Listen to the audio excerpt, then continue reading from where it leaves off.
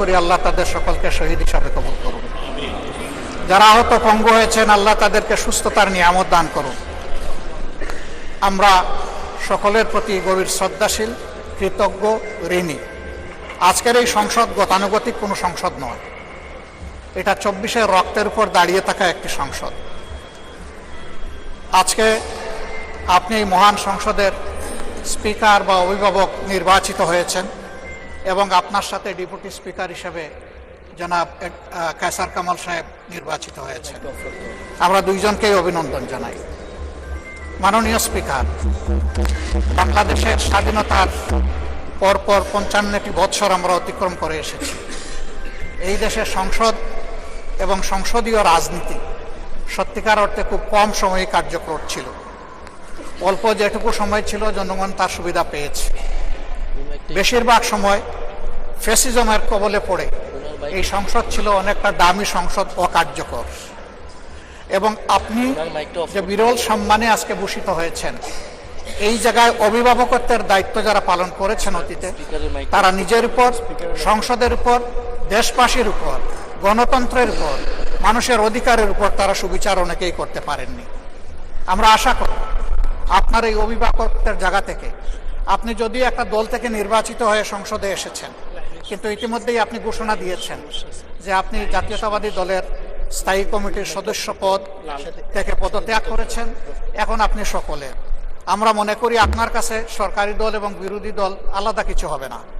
আপনার কাছে আমরা সুবিচার পাব, জাতির কল্যাণে যে কথাগুলো বলতে চাইব সেই কথাগুলো বলার সুযোগ আপনার কাছ থেকে পাব। আপনার নেতৃত্বে এটি একটি গতিশীল সংসদ হবে, এটা আমরা আশা করতে চাই। আমরা আশা করতে চাই অতীতে যে মন্দ নজির সৃষ্টি হয়েছে বিভিন্ন সময়, এটি নতুন করে আর হবে না। আজকের এই সংসদে অনেক তরুণ সদস্য এখানে আজকে এসেছেন। আমিও বয়সে একটু বেশি হলেও আমিও তরুণ। আমার জীবনে এটা প্রথমে এই সংসদে ঢুকে, সুতরাং আমিও তরুণদের একজন। সেই তরুণরা যারা এখানে প্রাজ্ঞ আছেন, অতীতে যারা এই মহান সংসদের সদস্য বারবার নির্বাচিত হয়েছেন, তাদের কাছ থেকে আমরা ভালো কিছু শিখব। আমরা অতীতের সংসদগুলোতে দেখেছি এখানে দেশের মানুষের কল্যাণ বিবেচনায় আলোচনা না হয়ে মানুষের চরিত্র হননের জন্য এখানে বিপুল সময় ব্যয় করা হয়েছে। আমি আপনাকে বিনীতভাবে অনুরোধ করব, এই সংসদ যেন কারো চরিত্র হননের কেন্দ্রে পরিণত না হয়। আপনার কাছ থেকে কেউ সামান্যতম সুযোগও যেন এই ব্যাপারে না পায়। আমরা চাই এই সংসদ শুধুমাত্র জনকল্যাণে প্রতিষ্ঠিত হবে এবং পরিচালিত হবে। আমি আস্থাশীল, গভীর আস্থাশীল। আপনি একজন লড়াকু মুক্তিযোদ্ধা, আপনি পারবেন ইনশাআল্লাহ এই সংসদকে সফলভাবে নেতৃত্ব দিতে। আমরা আপনার সঙ্গত প্রত্যেকটি বিষয়ে কথা দিচ্ছি, আমরা আপনাকে সমর্থন দিব, সহযোগিতা দিব, আপনার জন্য দোয়া করব। আমরা আপনার কাছ থেকে শুধু ইনসাফ আশা করব। আপনি যদি এই সংসদের উপর ইনসাফ করেন, তাহলে 18 কোটি মানুষের উপর ইনসাফ করা হবে। কারণ রাষ্ট্রের গুরুত্বপূর্ণ 3টি অঙ্গের একটি হচ্ছে সবচেয়ে গুরুত্বপূর্ণ অঙ্গ। এই অঙ্গটা যখন সুস্থ সবলভাবে পরিচালিত হবে, বাকি 2টা অঙ্গ সরাসরি সেইভাবেই কাজ করবে।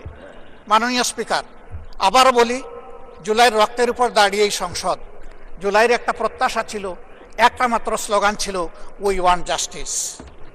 আমি আবার এটা এখন উচ্চারণ করলাম, উই ওয়ান্ট জাস্টিস।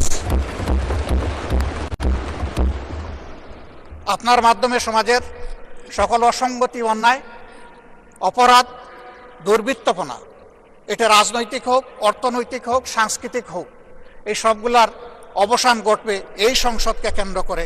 এই প্রত্যাশা ব্যক্ত করে আমি আপনার সুস্বাস্থ্য, দীর্ঘ হায়াত কামনা করছি এবং সফল নেতৃত্ব আমি কামনা করছি, যে আপনি অভিভাবক হিসাবে ইনশাআল্লাহ সফলভাবে নেতৃত্ব দিবেন। আল্লাহ হাফিজ। আসসালামু আলাইকুম রহমতুল্লাহ।